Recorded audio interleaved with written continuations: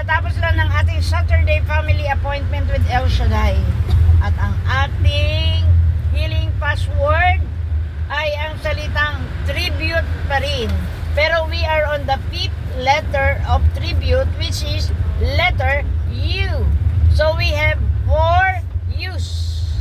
And the first U goes to our very own napakasipag sister Flor Parmanes. Hallelujah, glory to God. Number 1, Miss Universe, ang kanta, Master of the Universe, ang kumanta, Gospel Choir, ang share si Sister Gregoria Evangelista. Glory Evangelista.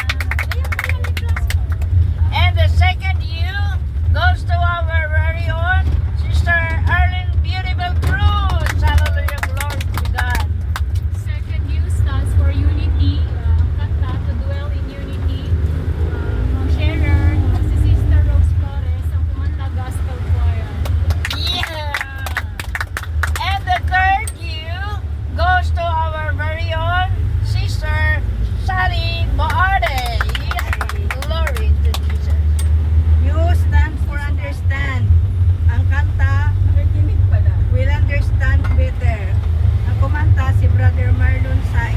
Ang share, Unita Pascual. Very Pascual. And our fourth U goes to our very own, the only thorn among the roses, Brother Rolly Pogi Llorera. Hallelujah, glory to God. Fourth you, Apan, Pandisrak. yung Ang kanta yun. ang kanta, Banderak. Yes, ang Pandisrak. Ang sharer, dili na Samsilya. Kumanta.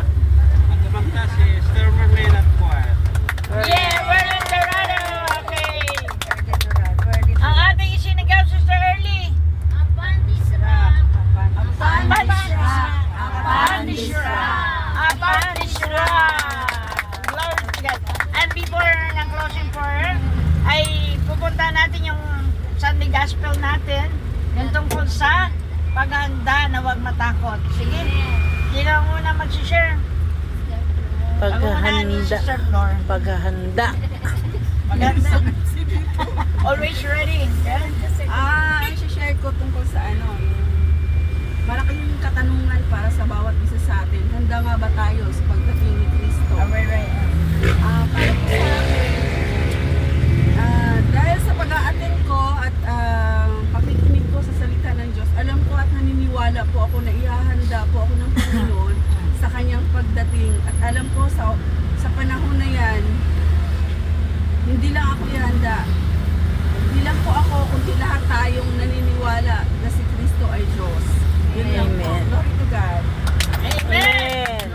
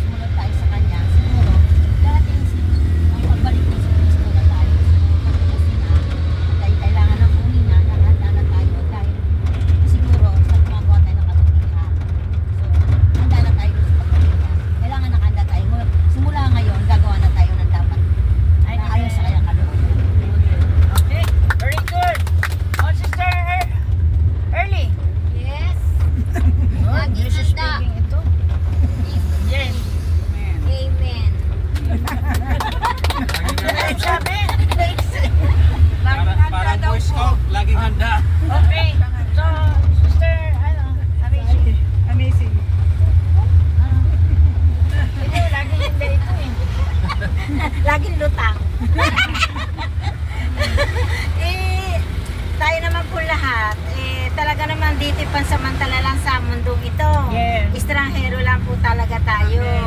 Lahat naman po talaga tayo ay hindi talaga dito nakatalaga. Kaya po, di ba, nagsusumikap nga po tayo na lahat ay makasunod sa kalooban ng Panginoon. Kasama ng ating buong pamilya dahil gusto natin, kasama din natin ang buong pamilya natin.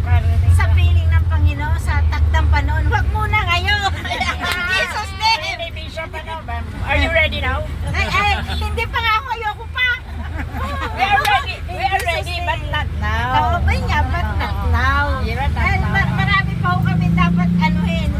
Dahil ang mga anak namin kailangan lahat sila. Yan dapat. Magkabay pa at makasama sa laging pagtitipon ng banal na gawain, ang aking pamilya, mga kapatid. Yes. Yan ang lagi ko pinagpe-pray sa Panginoon. Amen. O sige, Sister Sally, dadagdag ka?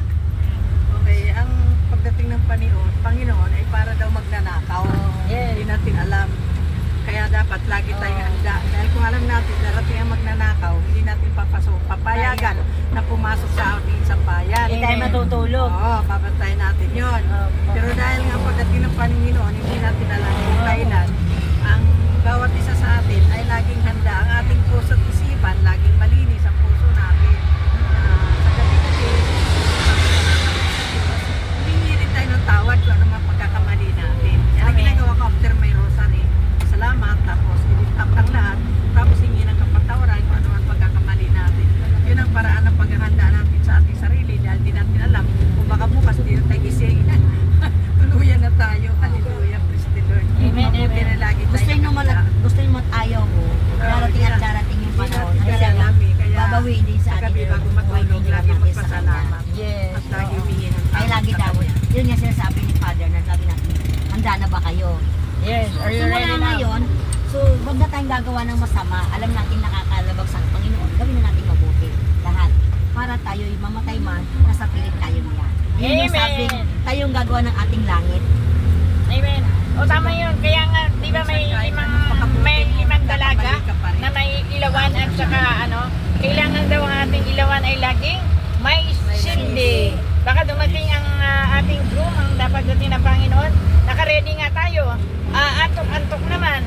Ang ating ilawan walang ilaw, andap-andap. Kaya sabi nga, always ready. Parang cellphone, laging naka-charge. Charge! Kasi pag lobat, dumating ang Panginoon lobat, ay saan ka pa magcha-charge? Di ba? Kaya lagi naka-charge, active. Kailangan active. Yung ginagawa natin, pag sinabing active, we are doing good.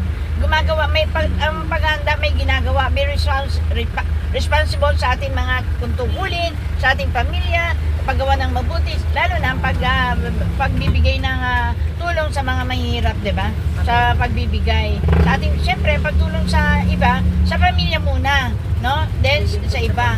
Pag, di ba, may mamamalimos, sasabihin natin, ang tataban nyo naman di ba? Kahit magkunti lang, ibigay natin. At least, nakapagbigay tayo, di ba? Yun ay sa paghahanda. Kasi kung minsan, pinaintulutan natin yun, akala natin, yun, pero pinaintulutan ng Diyos, tinitingnan tayo ang ating puso kung ready tayo doon, no? Sa lahat ng anggulo, be always ready. Sa lahat ng ating, kahit tayo nagkakaganito, sabi nga ni Sister Erlyn kanina, ang dami pa rin natin tungkulin na dapat gawin, di ba? Kaya, huwag tutulog-tulog, huwag andap-andap, always alive and active. Maraming salamat. God bless us all. And ngayon, ang ating closing prayer, ang ating kapatid, si Sir Belsing. San Juan, Portugal na siya. Hallelujah. Glory to God. Taga Portugal na. Portugal na yan. Hindi na, San Juan. San Juan, Portugal na. Pangalan ng anak. Ako'y nanadali sa iyong pagbabalik. Amen. Lord, maraming pong salamat, Panginoon, sa loob ng isang linggo na kami po inyong ginabayan, sinamahan sa aming pang-araw-araw na buhay, O Lord. Maraming pong salamat, Panginoon, at kami po binigyan ng maluwang na daan upang mapagtagumpayan po namin ang buong maghapon na ito at kami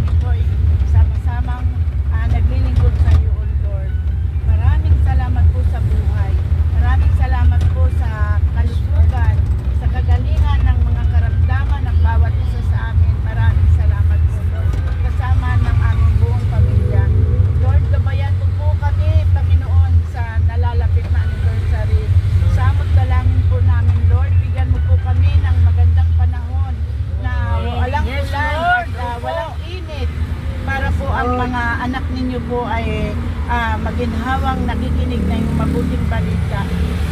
Nilalapit po namin, Lord, sa iyo ang aming punong lingkod, Panginoon. Bigyan mo po siya ng kalakasan ng katawan at malinaw na pagsasalita, Panginoon, upang ang nakikinig po ng iyong mga butil na salita na inihahasik mo po sa inyong mga anak ay mapakinggan po namin at maunawaan, O Lord, at maipamuhay namin sa pang-araw-araw namin buhay at maibahagi po namin sa kapwa at sa aming pamilya.